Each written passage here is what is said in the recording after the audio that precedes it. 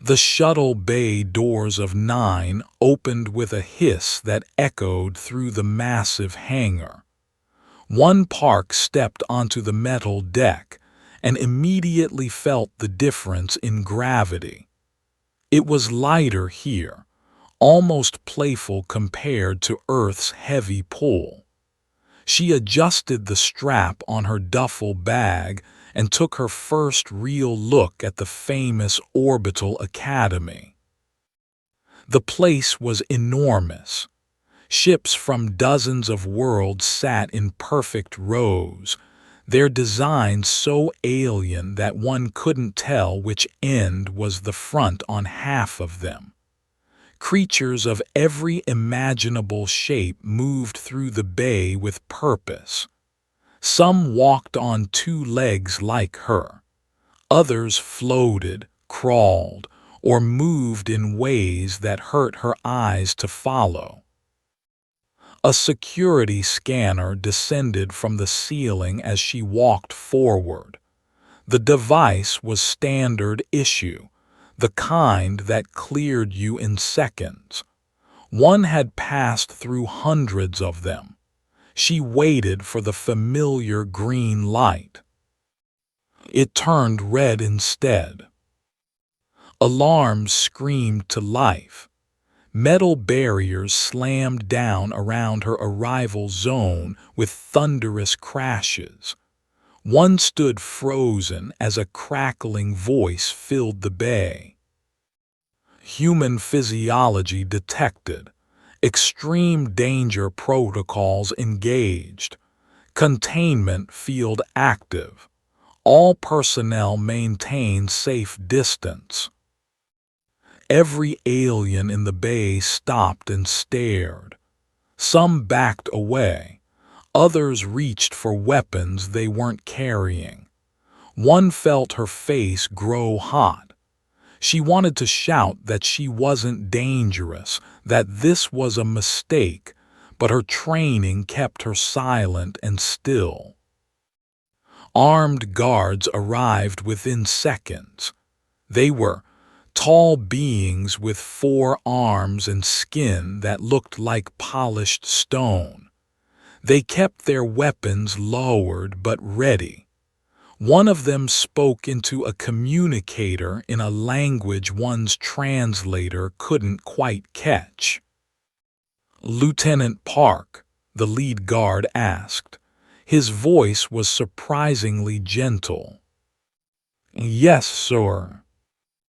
"Please come with us. The commandant is waiting."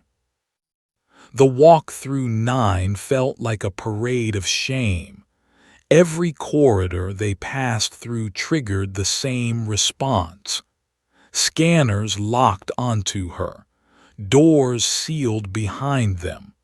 Other cadets pressed themselves against walls to let them pass. One heard whispers that her translator caught in fragments. "Oh, that's a human. I've heard they eat their own dead. My professor said their planet tried to kill them every single day. Why would the council let them come here?" One kept her eyes forward and her face blank. She had trained for hostile environments. She had survived desert heat and Arctic cold.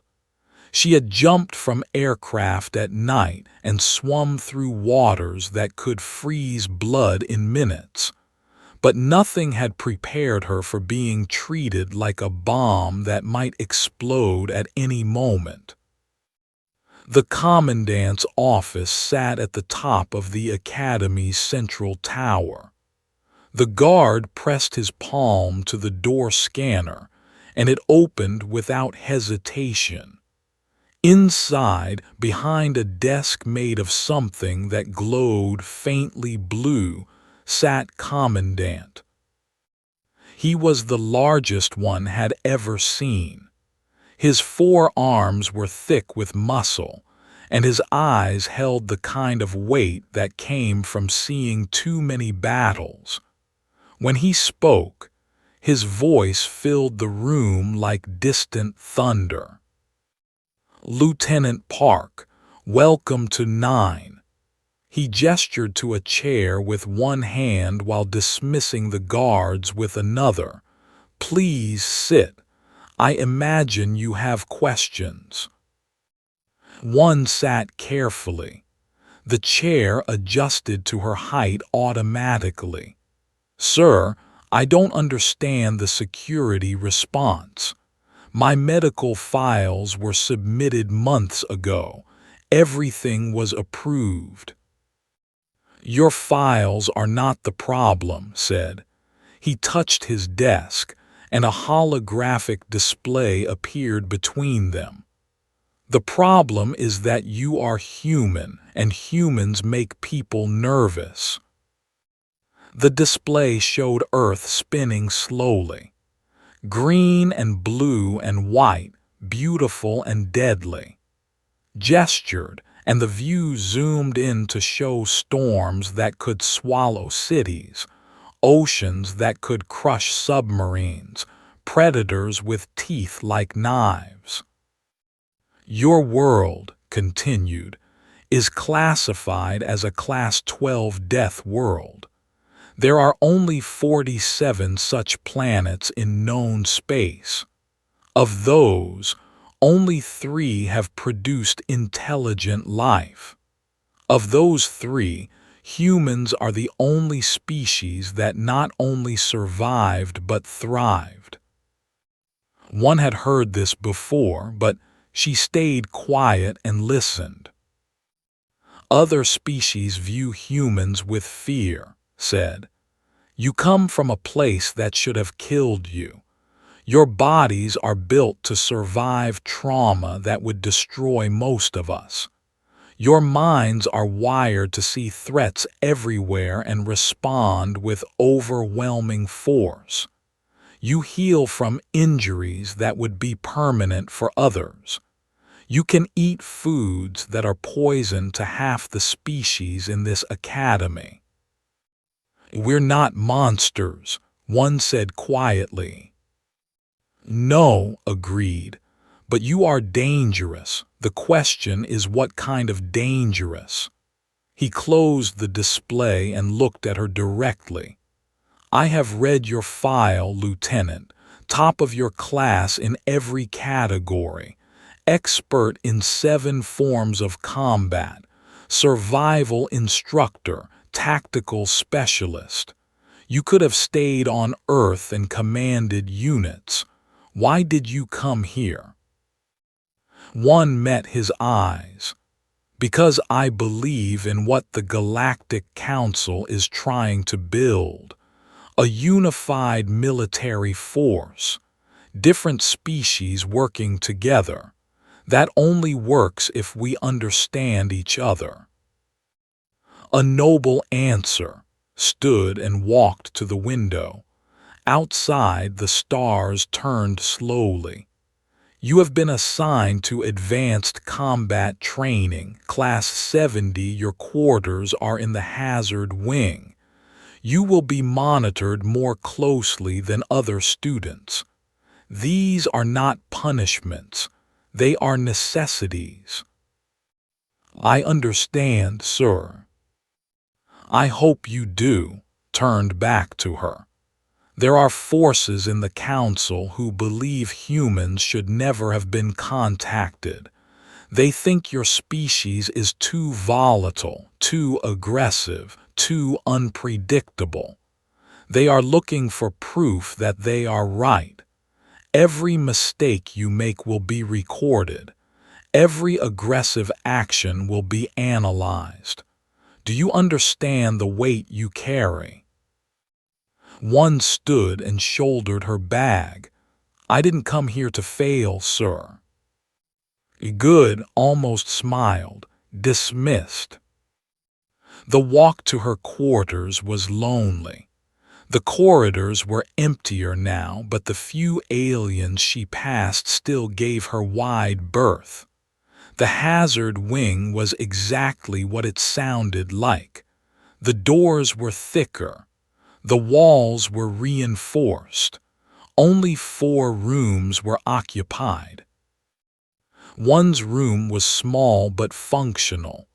A bed, a desk, a window showing the stars. She dropped her bag and sat down heavily. Her hands were shaking, not from fear but from anger. She had worked so hard to get here, and now she was being treated like a criminal before she had done anything wrong. A knock on her door made her jump. She opened it to find another human standing there. The woman was older, maybe 30, with tired eyes and a friendly smile. "You must be one," she said. "I'm Lee. I live 2 doors down. Thought you might want some company on your first night." One felt something tight in her chest loosen. "Yeah, I would, thanks." Stepped inside and sat on the desk chair. "Let me guess. The Commandant gave you the speech about being dangerous and representing your whole species." "Pretty much. He gave me the same one 6 months ago." Leaned back. "Here's what he doesn't tell you. They think we're fragile and dangerous at the same time. They don't know whether to protect us or protect themselves from us. It's confusing for them." "It's insulting," one said. "That too," nodded. "But here's the thing, we're here. We made it. And every day we don't screw up, we prove them a little more wrong. Every day we show them what humans can really do, we change their minds a little bit." One looked out the window at the stars. Somewhere out there was Earth, home, a world that had tried to kill her ancestors for millions of years and failed. If they could survive that, she could survive this. "So what do I do?" she asked. Smiled. "You prove them wrong. But you don't prove them right about the dangerous part. Not yet, anyway." One didn't know what that meant, but she would learn soon enough. 3 weeks at 9 had taught one patience. Every door that locked behind her, every scanner that took twice as long to clear her, every whispered comment in the hallways, she endured it all. Had been right. The key was proving them wrong without proving them right. But today was different. Today was her first practical combat examination. Combat Training Hall 12 was smaller than the others. One had seen the big arenas where regular students trained in groups of 50. This room was built for maybe 10 people at most. When she approached the door, the scanner took its usual extra time analyzing her. Then something new happened. The door sealed behind her, with a heavy clank that echoed off the walls. "Room sealed," the Academy AI announced. "Human combatant detected. Instructor-level supervision required. Remote observation active." One looked around the empty room. Weapons racks lined one wall. Training mats covered the floor. Holographic targets flickered along the ceiling. At the far end stood a single figure. Master Instructor was 7 feet of pure muscle covered in scales that shifted from green to depending on the light. He was a species known across 5 systems for producing the best warriors. He had been teaching combat at 9 for 20 years. "Lieutenant Park," he said. His voice was smooth and cold like a blade sliding from its sheath. "Welcome to your evaluation." "Thank you, sir." One stood at attention, moved to the center of the room. His movements were fluid and controlled, each step placed with perfect precision. "I have been instructing combat students for 2 decades. I have trained over 3,000 warriors from 47 different species. I have never trained a human." "I'm ready to learn, sir." "Are you?" Picked up a training blade from the rack. It was dulled but still dangerous in the right hands. "The problem, Lieutenant, is that humans require special consideration. Your bones are fragile compared to most species here. Your skin tears easily. You have only one heart, which makes you vulnerable to shock. Your healing factor, while impressive for a human, is slow compared to others." He began to circle her. One turned slowly, keeping him in her line of sight. She noticed the small camera drones hovering near the ceiling. This wasn't just an evaluation. It was being broadcast. "I have studied human physiology extensively in preparation for your arrival," continued. "Your species evolved on a hostile world, true, but evolution does not mean superiority. It means adaptation. And your adaptations make you suitable for your world, not for combat against species that evolved differently." One said nothing. Her instructors on Earth had taught her that silence was sometimes the strongest response. Demonstrated a basic attack pattern with the training blade. His movements were deliberately slow, almost mocking. When facing a human opponent, one must exercise restraint. "Notice how I move at reduced speed. Notice how I telegraph my strikes well in advance. This gives the human time to react despite their slower reflexes." That was a lie. One knew it, and she suspected she knew it. Human reflexes weren't slower. They were different, but she kept her face neutral and watched.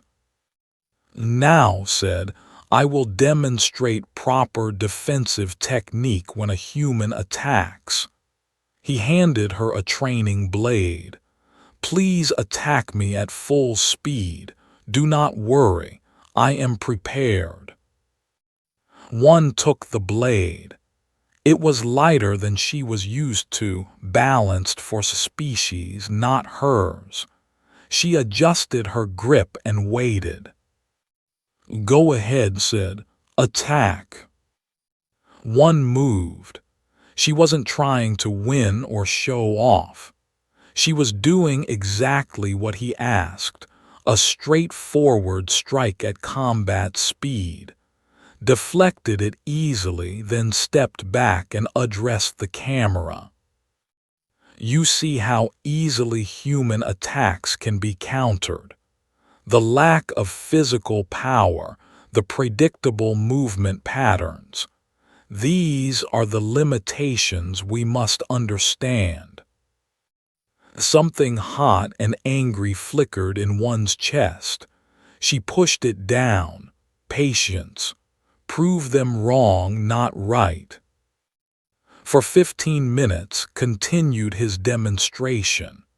He had one attack in various ways, and each time he blocked or dodged with theatrical ease.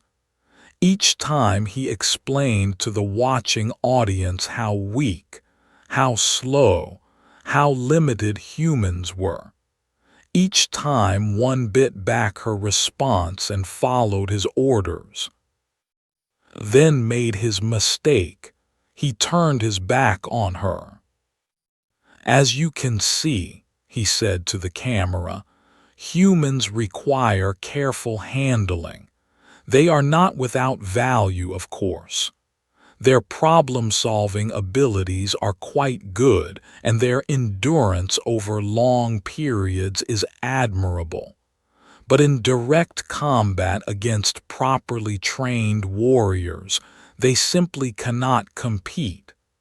Now, if we move to the next demonstration." One moved. She didn't think about it. Her body acted on instinct and training before her mind caught up. Had the blade raised as he gestured to the camera. His guard was completely open. Her instructors on Earth had drilled into her that you never, ever turned your back on an armed opponent. She closed the distance in 3 steps.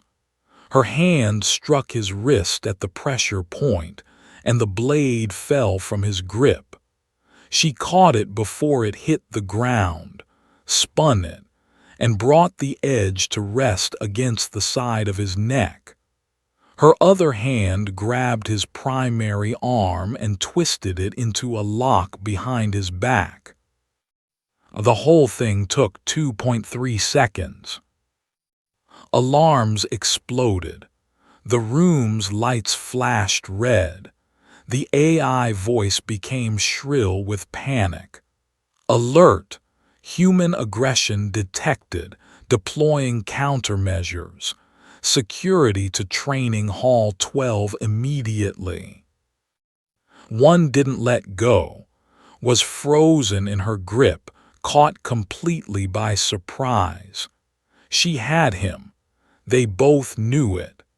She could feel his muscles tensing as he considered his options and realized he had none without hurting himself. She looked up at the nearest camera. Her voice was calm and clear. "I still want a lesson." For a moment nothing happened, then spoke very carefully. "Release me, Lieutenant." "Yes, sir." One stepped back and lowered the blade. She held it out to him handle first. Took it, his expression was unreadable. The doors burst open and security guards rushed in, weapons raised. They looked at one, then at, confused. "Stand down," said. "There has been no breach of protocol." "But sir, the sensors." "I said stand down." His voice carried command that couldn't be ignored. The guards lowered their weapons but didn't leave. Turned to one. He studied her like she was a puzzle he couldn't solve. "How long have you been holding back?" "The whole time, sir." "Why?" "You told me to demonstrate basic attacks. I followed orders." Something that might have been respect flickered in his eyes. "I underestimated you." "Yes, sir, you did." "I will not make that mistake again." He looked at the guards. "Escort Lieutenant Park to the Commandant's office. I will file my report." As one walked between the guards, she felt eyes on her from every direction.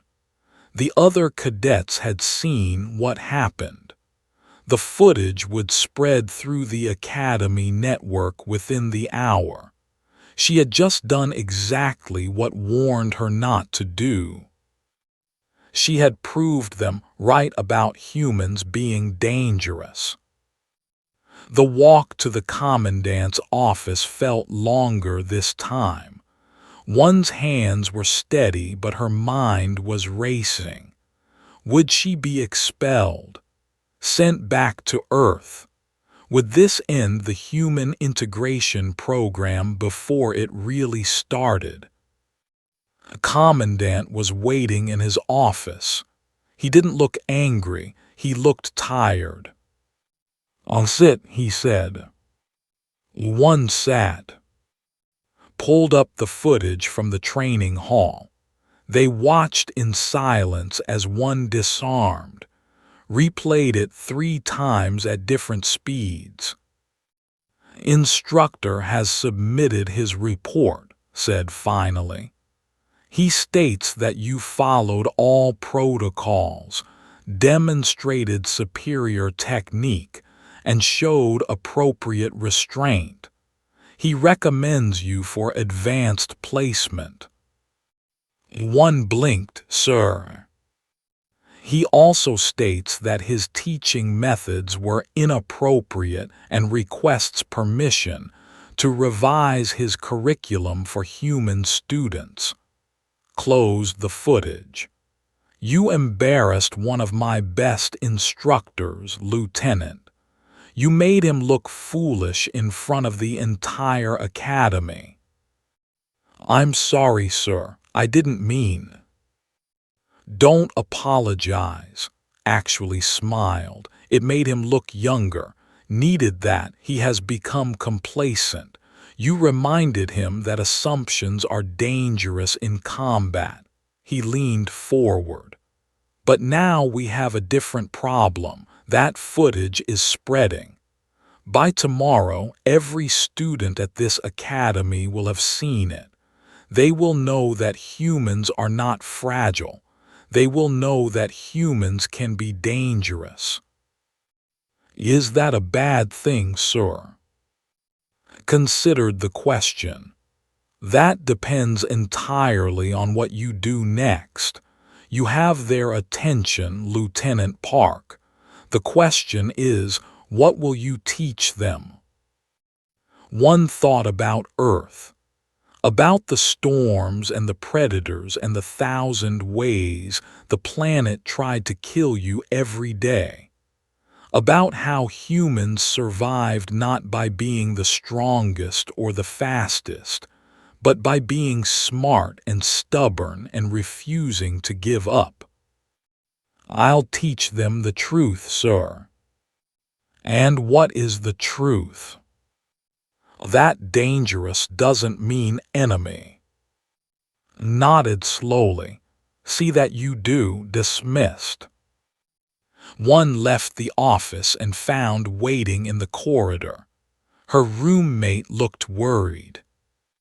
"I saw the footage," said. "Everyone did." "I know." "Are you expelled?" "No." One started walking toward their quarters. "I think I just got promoted." Fell in step beside her. "What happens now?" One didn't have an answer. She only knew that everything had changed, and there was no going back. The summons came 3 days after the incident with Instructor.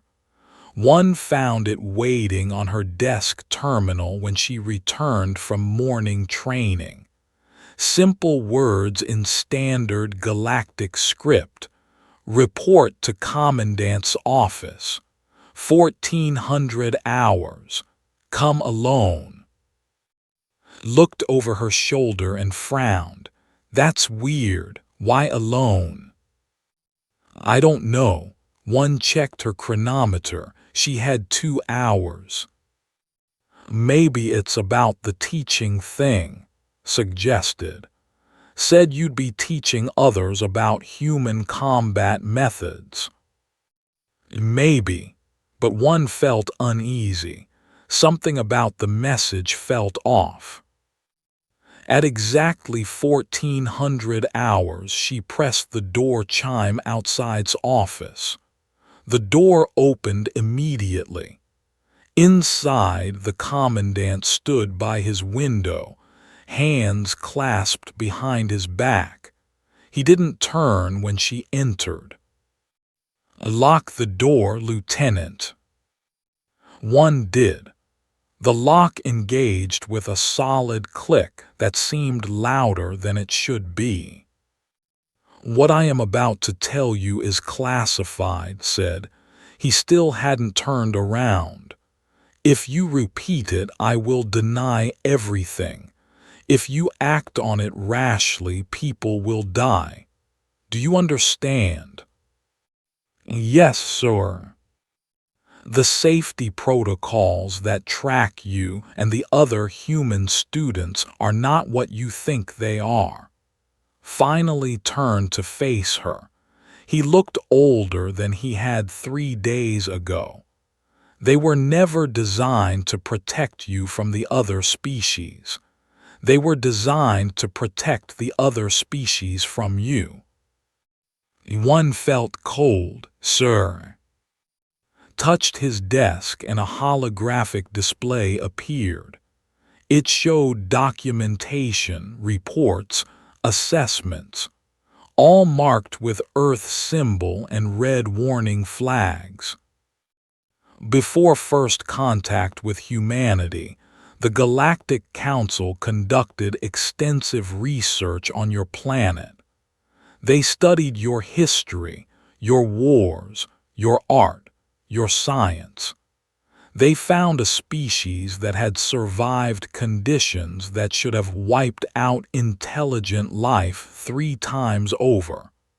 A species that turned every threat into a tool and every disaster into a lesson." The display shifted to show combat footage.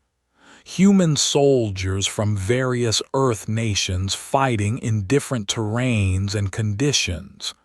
Desert, jungle, Arctic, urban warfare. They saw how humans fight, continued, not just with weapons but with everything. The environment, psychology, deception. Humans do not simply meet force with force. You outthink, outlast, and outadapt your opponents. You make war into an art form. "We're survivors," one said quietly. "That's all." "No, you are more than that," closed the display. When the council voted on first contact, it was not unanimous. Nearly 40% voted to quarantine Earth indefinitely. They called your species too dangerous, too unpredictable. They feared what would happen if humans joined the galactic community with full military integration.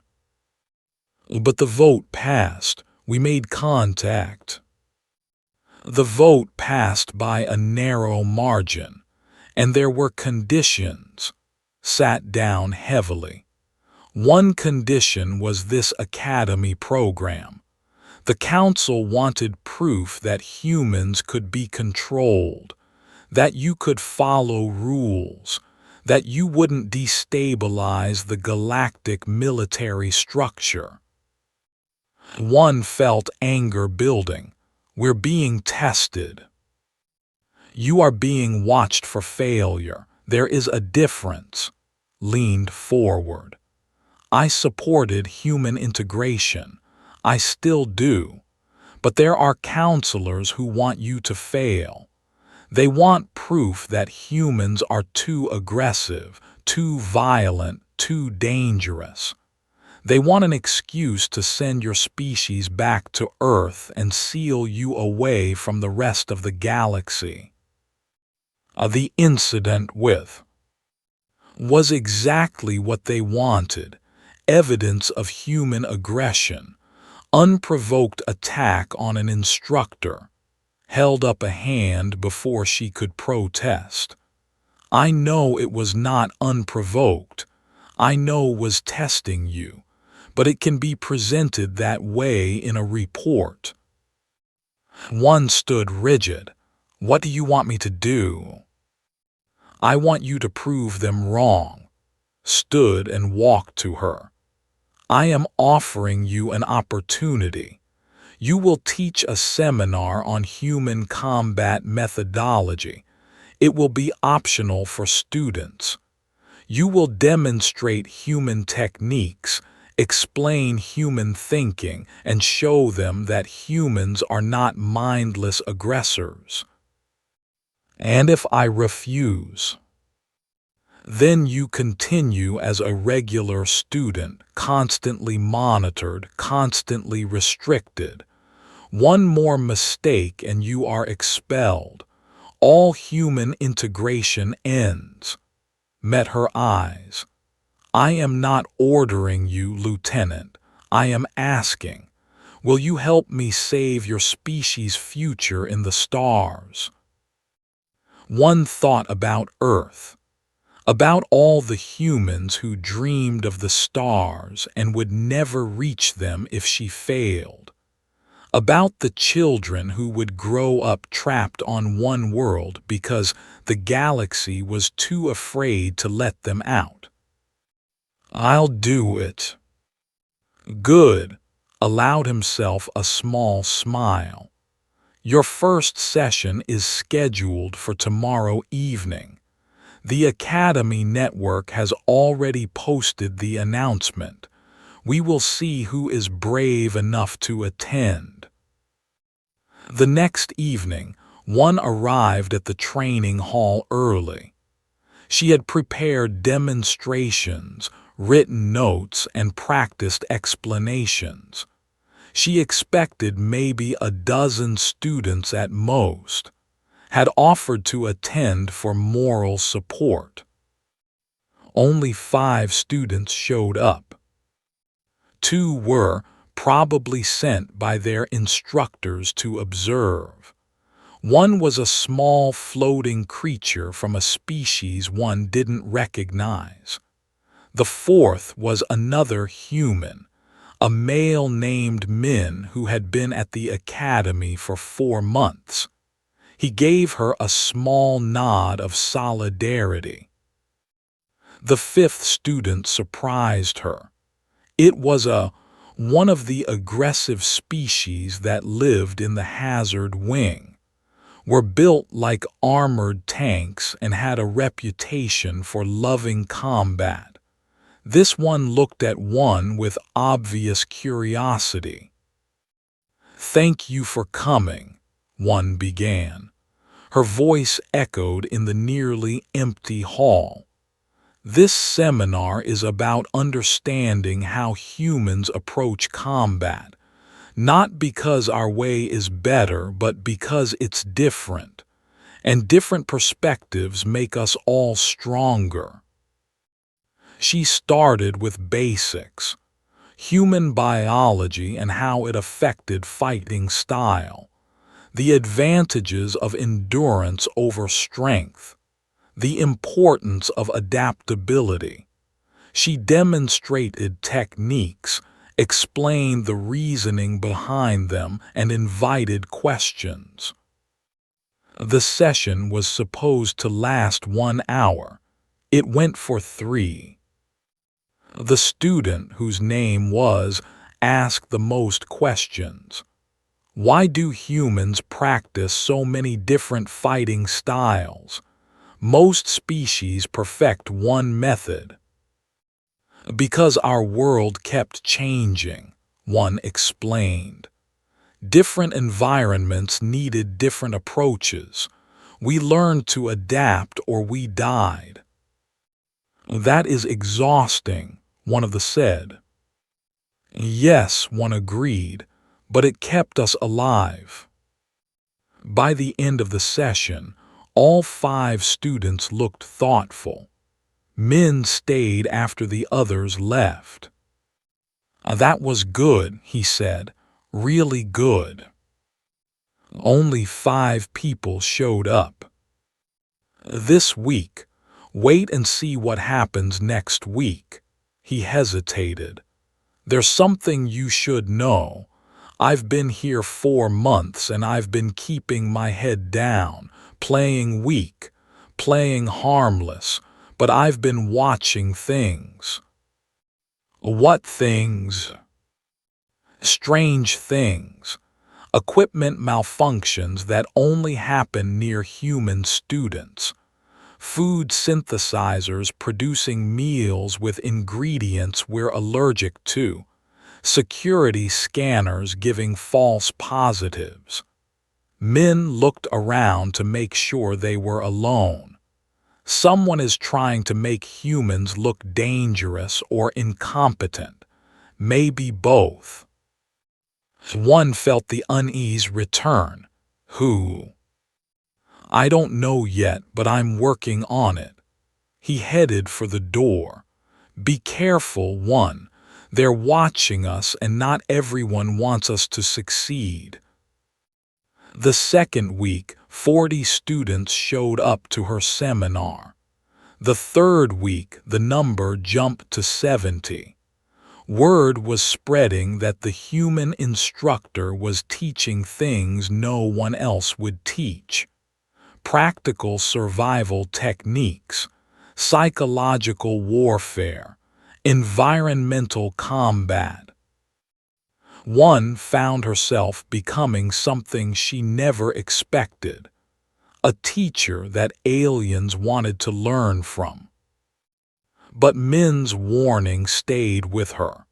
The incidents he mentioned continued. A training rifle that exploded near a human student. A gravity plate malfunction that nearly crushed another. Small things that could be dismissed as accidents, except they only happen to humans. One night burst into one's room without knocking. Her face was pale. I found something, she said. She held up a data pad. I've been tracking the accidents, looking for patterns, and I found one. She showed one the data. Every incident mapped and analyzed. Every accident cross-referenced with maintenance logs and security reports. Someone is sabotaging us, said, and whoever it is has high-level access. This isn't some random student playing pranks. This is coordinated. This is official. One stared at the data. The pattern was clear once you knew to look for it, too clear to be coincidence. The Galactic Council, she said slowly. They're building a case against us. That's what I think too. Sat down. But we can't prove it. And if we accuse them without proof, we look paranoid. We look like exactly the kind of unstable species they say we are. So what do we do? Was quiet for a long moment. We gather evidence. We be smarter than they expect. And we find a way to prove we deserve to be here. One looked out her window at the stars. Earth was out there somewhere, tiny and distant. How many humans were looking up at these same stars right now, dreaming of a future that might never come? The grand tournament is in 3 weeks, she said suddenly. The what? The Academy's grand tournament. It happens twice a year. All the top students compete. It's broadcast across 50 systems. One turned to, what if we used it? What if we showed them what humans can really do? That's incredibly risky. Everything we do here is risky. One felt something crystallize in her mind, a plan forming. But if we can prove ourselves in front of the entire galaxy, they can't hide us anymore. They can't sabotage us quietly. I smiled slowly. You want to make them watch us succeed. Exactly. I'm in, stood. But we'll need help. We can't do this alone. Then we find the other humans, all of them, and we show the galaxy what a species can really do. For the first time since arriving at 9, one felt hope. Gathering the human students proved harder than one expected. They were scattered across different divisions, different schedules, different training programs. 9 had 12 humans total, and the academy seemed designed to keep them apart.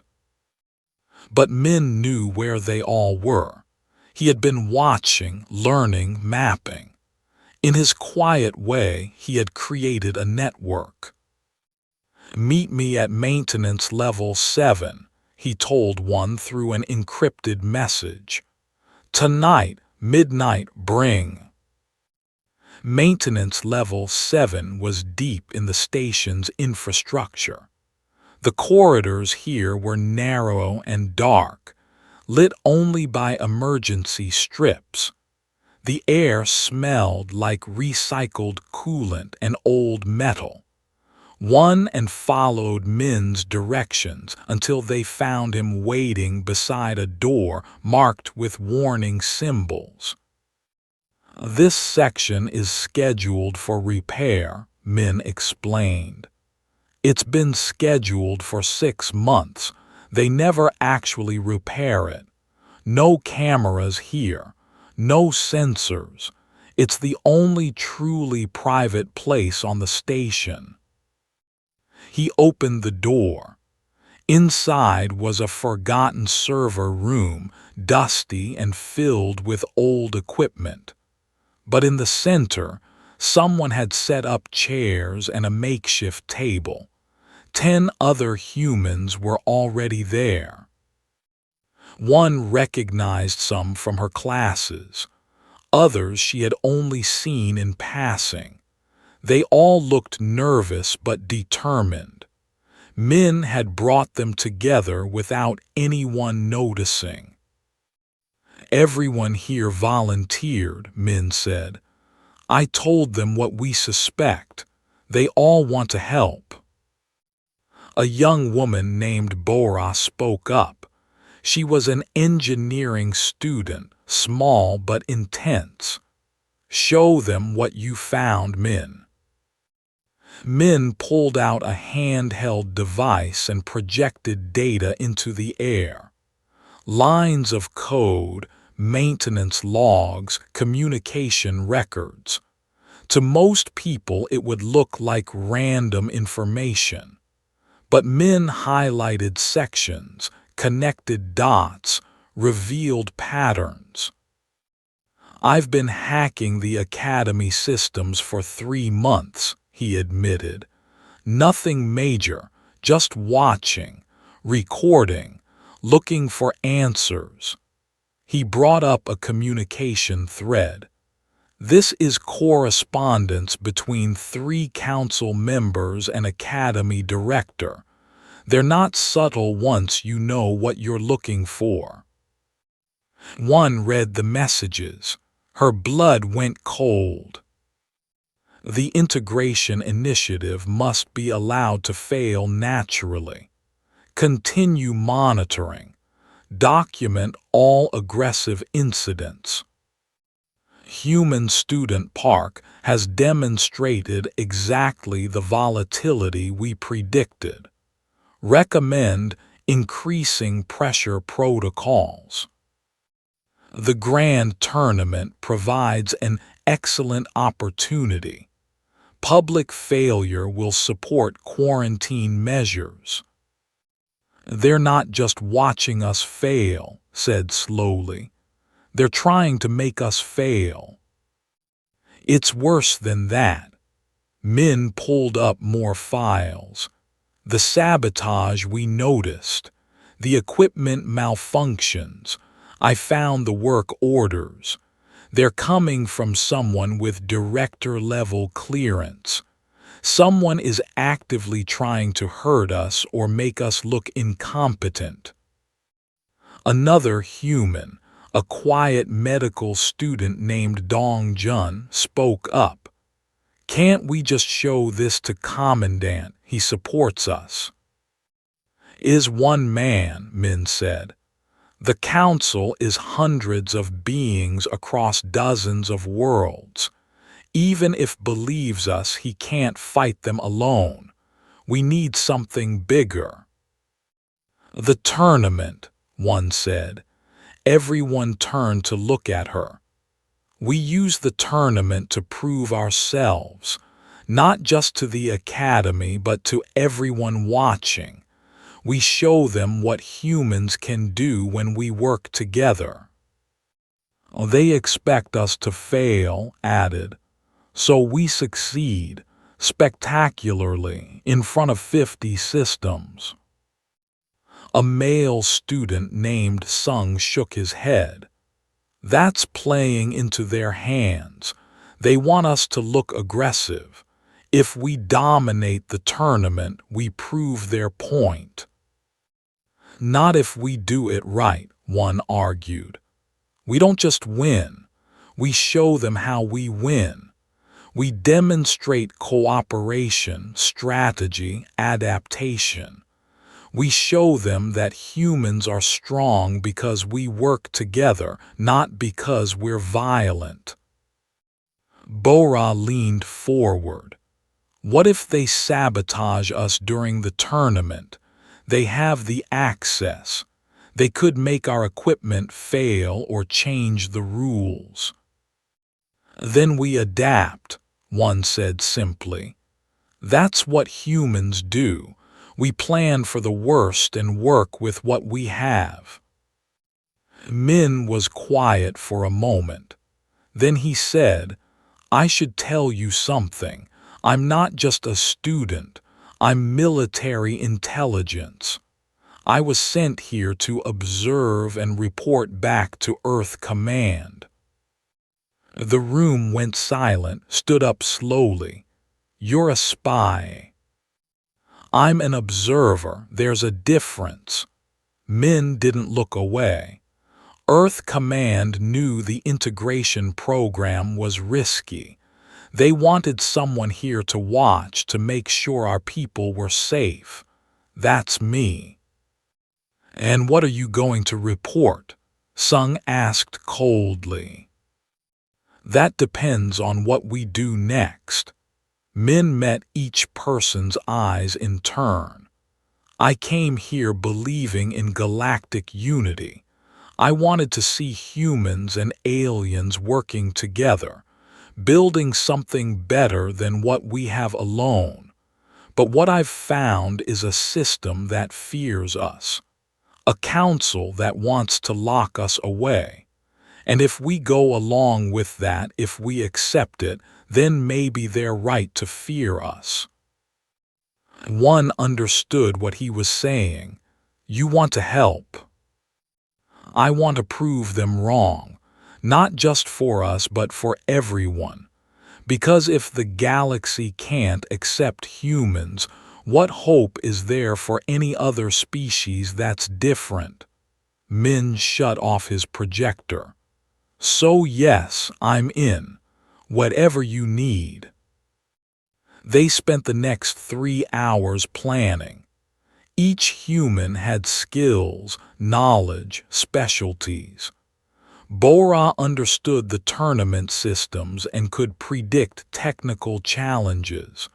Dongjun knew medical protocols and could optimize their physical preparation. Min had access to restricted information about past tournaments. Organized everything into a cohesive strategy. "We have 3 weeks. That's enough time if we're smart about it." "We need to train together," one said. "But we can't do it openly. If the council sees us preparing, they'll interfere." "We use this room," Min suggested. "Off the books after hours, no one will know." They agreed. Every night at midnight, They would meet and train. They would develop tactics that showcased human strengths without appearing aggressive. They would create a demonstration that would change minds. But they needed something else, something unexpected. 3 days into their secret training, one noticed someone watching them. She was running a drill when she caught movement in the shadows. She signaled the others to stop and moved to investigate. Instructor stepped into the light. Everyone froze. If reported them, everything was over. One prepared for the worst. "I have been observing you for some time," said calmly. "You are training without authorization, using restricted areas, violating curfew."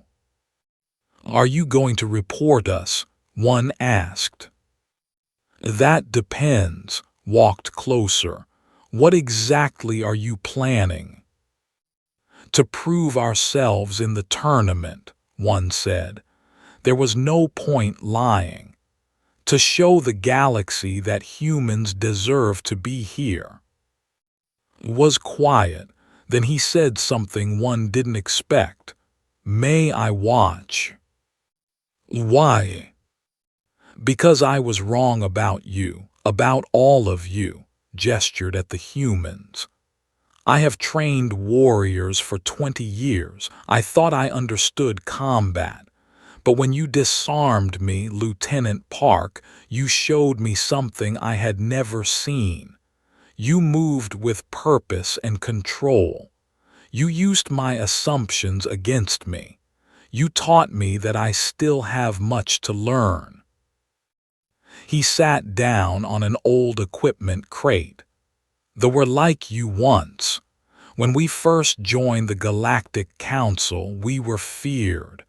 We were called aggressive, territorial, dangerous. It took us 200 years to prove we were more than that. I do not want humans to wait 200 years." I stepped forward. "You'll help us." "I will observe," said. "I will offer advice if you wish it. But this is your demonstration, your story. I am simply interested in seeing how it unfolds." Over the next weeks became an unexpected ally. He didn't train them, but he watched and occasionally commented. His insights were valuable, pointing out weaknesses in their tactics or suggesting improvements. "You rely too much on individual skill," he said one night. "The tournament will test group coordination, show them how humans work as a unit." They adjusted their training. More team exercises, more coordination drills. They practiced until they could anticipate each other's movements, until they functioned like a single organism with 12 parts. 1 week before the tournament, Min discovered something that changed everything. "I found the source of the sabotage," he said. "It's not Director, it's Council Member Hen. He has remote access to Academy systems. He's been personally ordering the malfunctions." "Can we prove it?" one asked. "I have logs, communications, everything we need." Min looked troubled. "But if we expose him now, he'll just deny it. He'll say the logs are fabricated. We need something more concrete." "We need him to act during the tournament," realized. "On live broadcast in front of everyone. If he sabotages us, then there's no way to hide it." It was risky. If they failed, they would look incompetent. But if they succeeded despite sabotage, they would prove not only their worth but also the conspiracy against them. "We let him think we're going to fail," one said slowly. "We give him confidence. Then when he acts, we're ready." The night before the tournament, all 12 humans gathered in the server room one last time. They were ready. They had trained harder than anyone knew. They had strategies for every scenario. They had each other. One looked at the faces around her.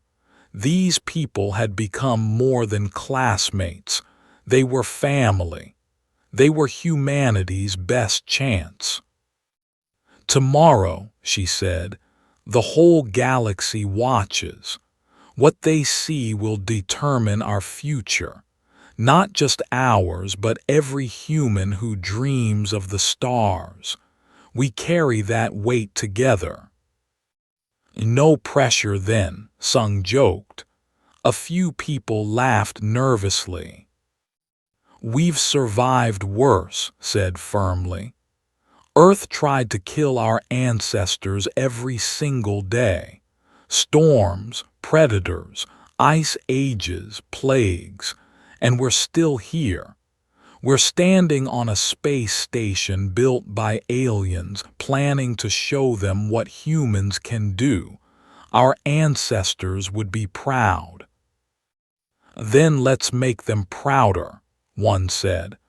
"Let's show the galaxy what a species really means." They left the server room one by one, careful not to be seen together. One was the last to leave.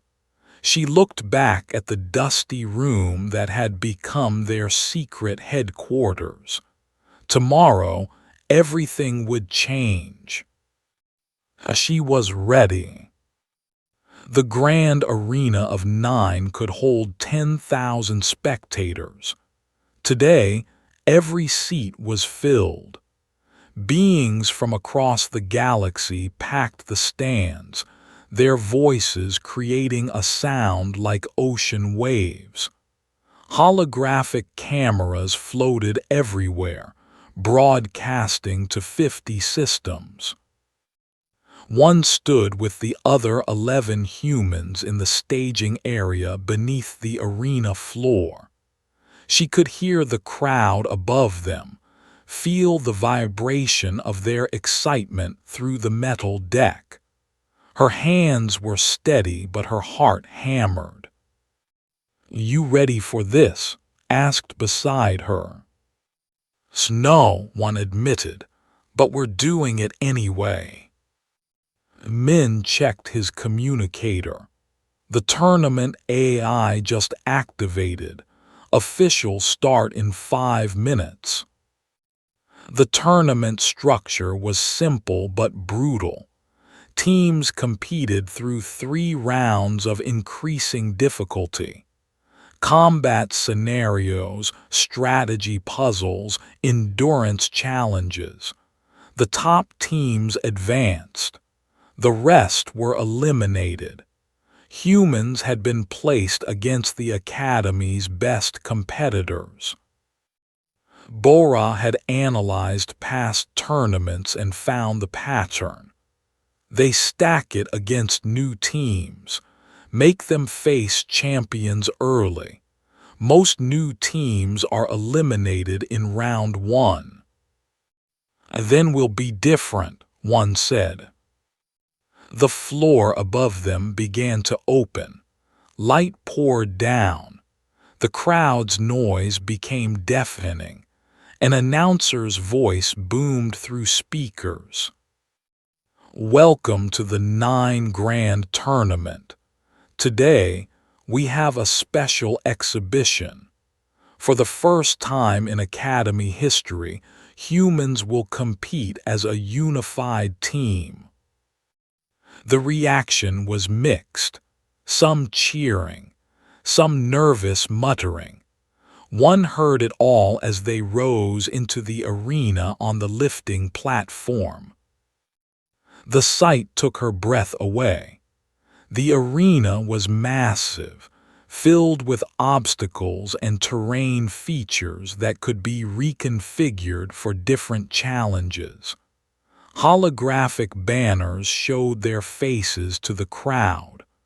One saw herself projected 50 feet tall and almost laughed at the absurdity. Across the arena, their first opponents waited. A team of combat specialists, veterans who had won tournaments before. They looked at the humans with expressions that clearly said this would be quick. The tournament AI spoke. Its voice was calm and emotionless.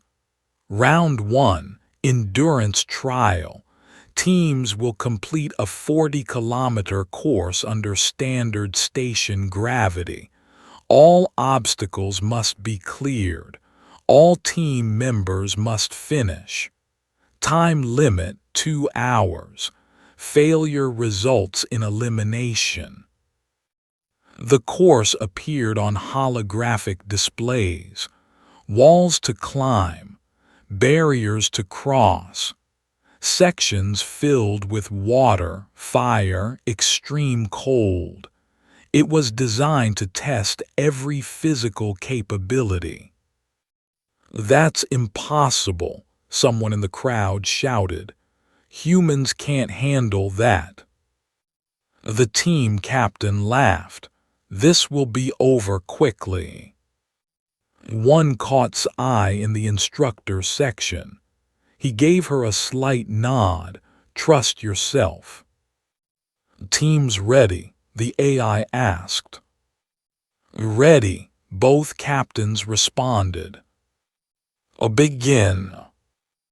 They exploded forward with their superior strength. They attacked the course like a battering ram, smashing through obstacles with raw power. The crowd roared approval. The humans moved differently. "Formation Delta," one called. They had practiced this. Instead of attacking obstacles individually, they worked together. When they reached a wall, Sung and 2 others formed a human ladder. The lighter team members climbed over and dropped ropes. When they hit the water section, they created a chain, pulling each other through. They were faster initially, but the course was long and demanding. By the 15-kilometer mark, one saw them slowing.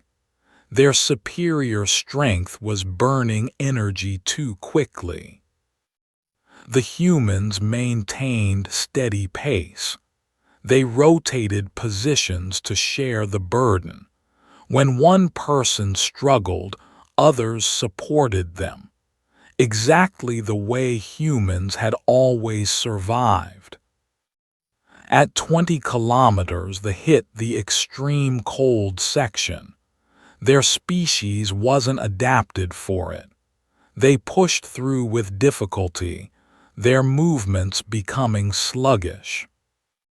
The humans had all trained in Arctic conditions on Earth. They moved through the cold section faster than any other part of the course. "Look at them go," the announcer said. "The human team is closing the gap." At 30 kilometers, they were exhausted. They were still ahead, but barely. Their captain kept looking back, disbelief on his face. At 35 kilometers, the humans took the lead. The crowd's noise changed from amusement to shock to excitement. This wasn't supposed to happen. New teams didn't beat champions. Humans weren't supposed to be capable of this. The final section was a vertical climb. 500 meters straight up using only hand and foot holds. The strength should have given them the advantage. But their hands were shaking with fatigue. 2 of them fell and had to restart. The delay cost them precious time. The humans climbed steadily. They used technique over strength, finding efficient routes and maintaining energy. When Bora's grip slipped, Dong Jun caught her and helped her find a new hold. When Min cramped, talked him through it until he could move again. They worked as one unit, one team, one species that had learned that together was the only way to survive. One reached the top first. She pulled herself over and immediately reached back to help up. One by one, all 12 humans made it to the summit. Far below, they were still climbing. The crowd went silent. Then someone started clapping. Then another. Within seconds, the entire arena was on their feet applauding. The tournament AI announced the results. Human team completes course in 1 hour, 37 minutes. Current record. Team eliminated. One looked at her teammates. They were exhausted, bruised, covered in sweat, and they were smiling. Round 2 was different. Strategic combat simulation. Teams had to capture and hold 3 objectives while defending against simulated enemy forces. Their opponents were a mixed team of tactical specialists. These weren't warriors. They were strategists, trained in advanced military theory. The arena floor reconfigured into an urban battlefield. Buildings rose from the deck. Streets formed. Cover appeared everywhere. This favors intelligence over physical ability, Min observed. They're leveling the playing field. Good, one said. We're not just strong, we're smart. The match began. The opposing team immediately took defensive positions and began a textbook military advance. Their movements were precise and coordinated. The humans did something unexpected. They split up. Military doctrine said to maintain unit cohesion, but humans had learned guerrilla tactics over thousands of years of warfare. Small groups, fast strikes, unpredictable movements. Bora and 2 others captured the first objective, while the enemy was still setting up their main advance.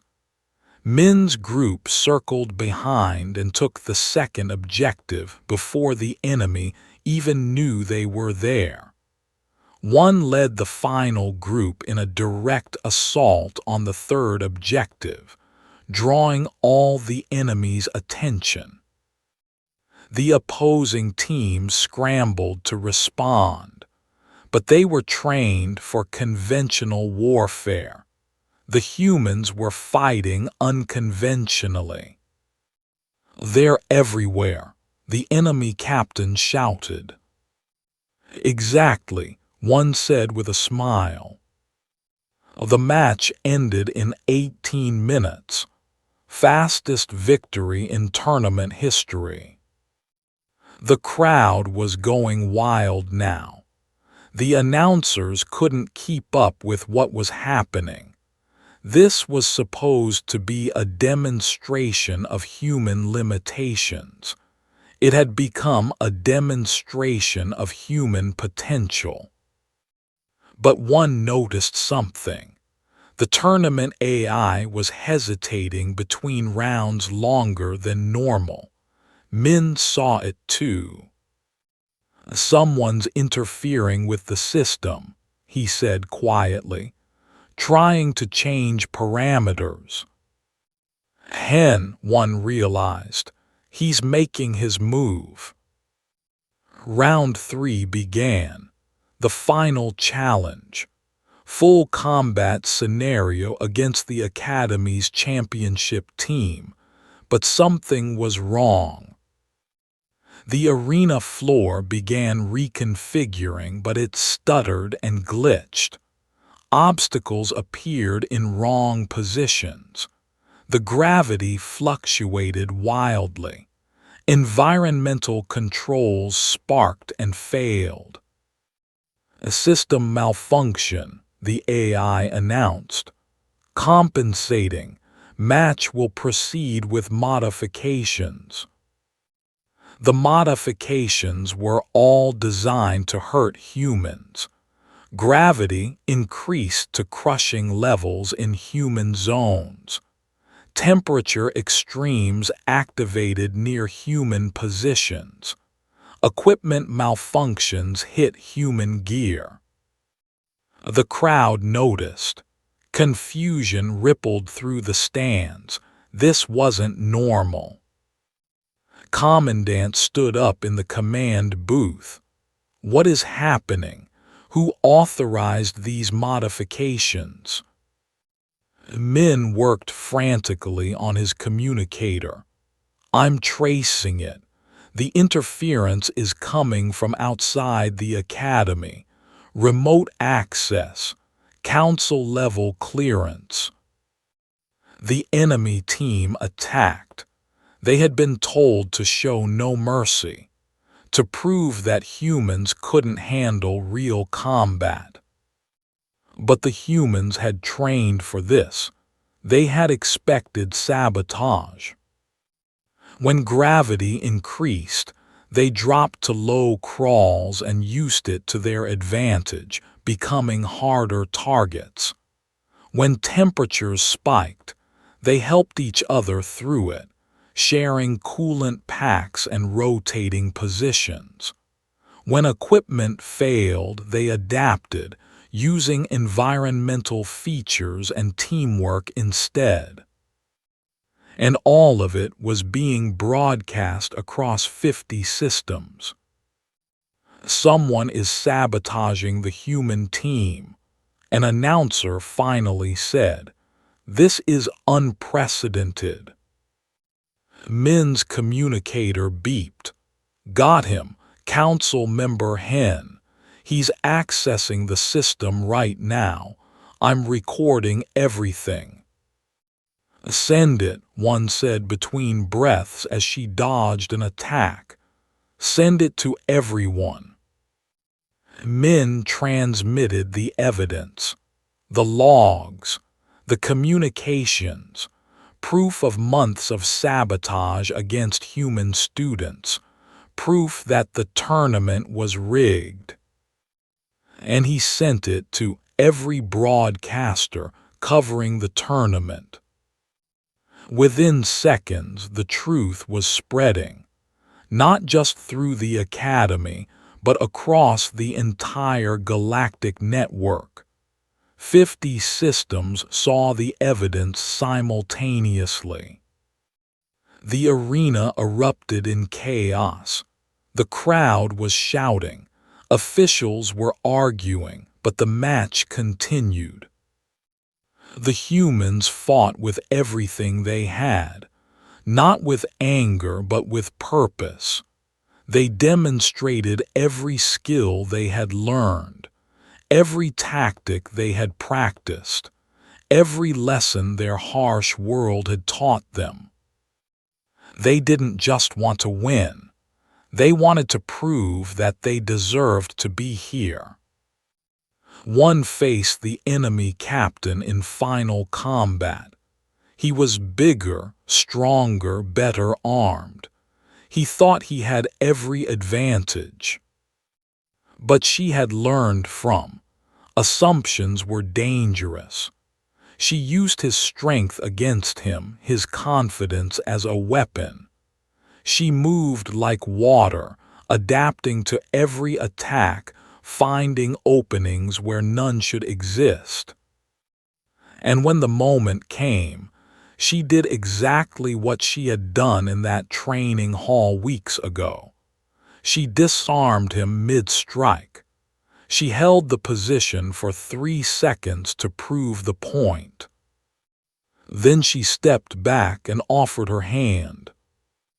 The enemy captain stared at it. The entire arena held its breath. Slowly, he took her hand and let her help him up. "You fought with honor," one said clearly. Her voice carried through the arena speakers. "All of you did. This wasn't about proving we're better. It was about proving we're worthy to stand beside you." The tournament AI spoke. "Match concluded, human team victorious, tournament champions." But that wasn't what mattered anymore. What mattered was the message spreading through the galaxy, the evidence of conspiracy, the proof of sabotage, the demonstration that humans could face unfair conditions and still succeed with honor. Commandant appeared in the arena. Behind him came Instructor and a delegation of officials. One of them was an alien one didn't recognize. His expression was stern. "I am Council Arbiter N," the alien said. "I have reviewed the evidence presented by Student Min. Council Member Hen has been detained. His actions violated 17 galactic laws and the fundamental principles of the Integration Initiative." He turned to face the humans. "You were sabotaged, you were undermined. You were tested under conditions no other species has faced, and you succeeded anyway." He looked at one specifically. "You proved that humans are dangerous, but you also proved what that danger means. Dangerous to injustice, dangerous to prejudice, dangerous to comfortable lies." N raised his voice so the entire arena could hear. "The Galactic Council will hold an emergency session regarding human integration. But I make this statement now, publicly and officially. Humanity has earned its place among the stars." The crowd erupted. Not polite applause this time, but genuine celebration. Beings from dozens of species were cheering for the humans who had proven them wrong. One looked at her teammates, was crying. Min was grinning. Bora was hugging Dong Jun. They had done it. They had actually done it. Approached them. "I told you that you would teach them. You did more than that. You changed their minds." "We had help," one said. "Yes, but you had to be worth helping." Bowed slightly, a sign of deep respect in culture. "It is an honor to have witnessed this." 6 months later, one stood in the same training hall where she had disarmed. But everything was different now. The room was packed with 200 students. Humans and aliens mixed together, learning from each other. 9 now had 200 human cadets. The academy had opened 5 new training programs specifically designed for human-alien cooperation. The Galactic Council had officially recognized Earth as a full member species. Council member Hen faced charges on 12 worlds. The investigation had uncovered a network of anti-human conspirators. They were being systematically removed from positions of power. Ran the Academy's diplomatic training program. Men led intelligence operations. Bora had become the lead systems engineer. The humans had spread through the Academy like seeds, growing into roles no one had expected them to fill. And one taught advanced combat theory. Her co-instructor was. They made an unlikely pair, but it worked. A new student approached after class. She was human, young, and nervous. "Lieutenant Park, I just arrived yesterday. The scanners locked down my entire arrival zone. The other students were starring. I don't know if I can do this." One remembered that feeling, the fear, the isolation, the weight of representing her entire species. "You can," she said firmly. "Want to know how I know?" "How?" "Because you're here. You made it to the stars.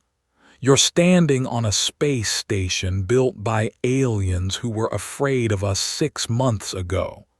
Your ancestors survived an ice age, developed civilization, reached for the stars, and won.